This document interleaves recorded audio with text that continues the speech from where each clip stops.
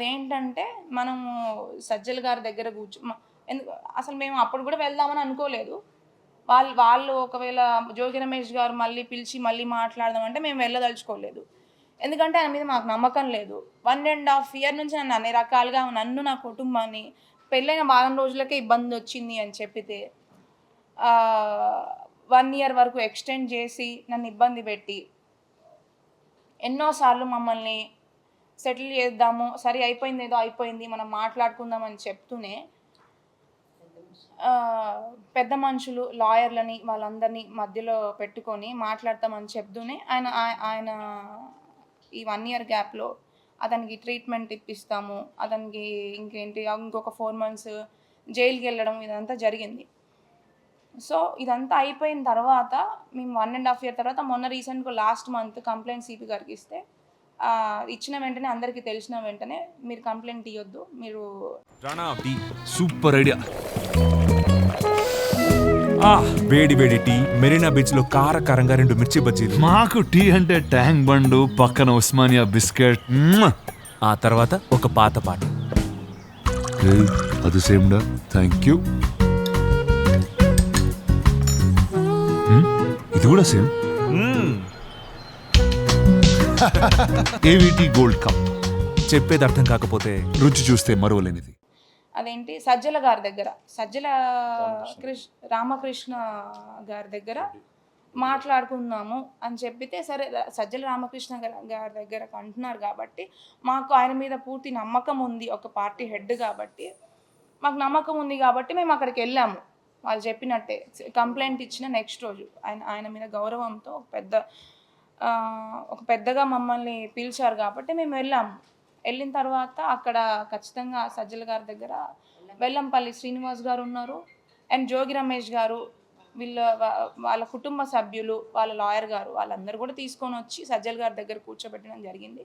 మేము మాట్లాడాము. అక్కడ కూడా సజ్జల గారు లేదమ్మా నువ్వు ఆడపిల్లవు కదా, మళ్ళీ కోర్టులు ఈ కేసులు అన్నీ వెళ్తే నీకేమొస్తుంది, అంత టైం టేకింగ్ ప్రాసెస్ అదంతా కూడా మేము అక్కడ కూడా నేను ప్రతి ఒక్క వీడియో నాదేం తప్పు లేదండి, అయినా కూడా మమ్మల్ని ఇట్లా ఇబ్బంది పెడుతున్నాడు 1 ½ ఇయర్ నుంచి, ఇంకా మేము విసిగిపోయాము అని చెప్తే నేనున్నానమ్మా, నీకు ఖచ్చితంగా న్యాయం జరుగుతుంది అని చెప్పేసి అక్కడ మాట్లాడడం జరిగింది ఒకరోజు వాళ్ళందరినీ కూర్చొని. మరి ఆ విషయము నిన్న జోగి రమేష్ గారు ఎందుకు మెన్షన్ చేయలేదో నాకు తెలీదు. అది నేను అక్కడికి ఏ ఉద్దేశంతో అయితే వెళ్ళానో సజ్జల రామకృష్ణ గారి దగ్గరికి, వసంత కృష్ణ ప్రసాద్ గారి దగ్గర కూడా అదే విధంగా వెళ్ళాను. అక్కడికి ఎందుకు వెళ్ళాల్సి వచ్చిందంటే సజ్జల రామకృష్ణ గారి దగ్గరికి వెళ్ళిన తర్వాత ఒక 2 డేస్లో దీన్ని మ్యూచువల్కి చేసుకుందాము, సరే అయిపోయింది ఏదో అయిపోయింది, కూర్చుందాం మాట్లాడుకుందాం అని చెప్పారు. మేము వెయిట్ చేసాము, 2 డేస్ వెయిట్ చేసాము, 10 డేస్ వెయిట్ చేసాము. కంప్లైంట్ ఇచ్చిన తర్వాత 1 మంత్ వెయిట్ చేసాము. 1 మంత్ వెయిట్ చేసిన తర్వాత కూడా as it is Jogi Ramesh గారు 1 ½ ఇయర్ నుంచి మేము మ్యూచువల్కి వస్తాము, మేము సెట్ చేసుకుంటాము దీన్ని బయటికి రాకముందే అని చెప్పి ఏ విధంగా అయితే చెప్పారో అదే పద్ధతిని వాళ్ళు సజ్జల గారి దగ్గరికి వెళ్ళిన తర్వాత కూడా కంటిన్యూ చేశారు.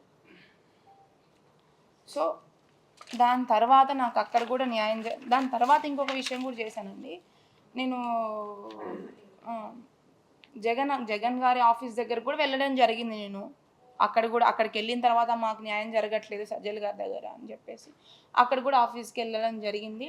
బట్ మేము కలవలేకపోయాము. అక్కడ కూడా వెళ్ళేసి మాకు ఇట్లా అన్యాయం జరిగింది అని చెప్పేసి చెప్పుకుందాం అనుకుని మాకు ఆ ఛాన్స్ రాలేదు. సరే ఇక్కడ న్యాయం జరగట్లేదు, ఎందుకంటే జోగి రమేష్ గారు చెప్పిన మాట మీద మళ్ళీ కూడా నిలబడట్లేదు, ఇక మాకు చేసేది ఏం లేక మేము మళ్ళీ కూడా 24th జూలై 2026న ఇబ్రహీంపట్నం పోలీస్ స్టేషన్లో ఎఫ్ఐఆర్ ఫైల్ చేయడం జరిగింది.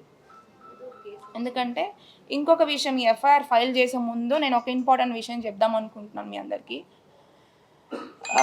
పెళ్ళయింది నాకు 28th మే 2025. అయితే పెళ్ళైన 2 monthsకే నా మీద null and void case Rajiv వేయడం జరిగింది.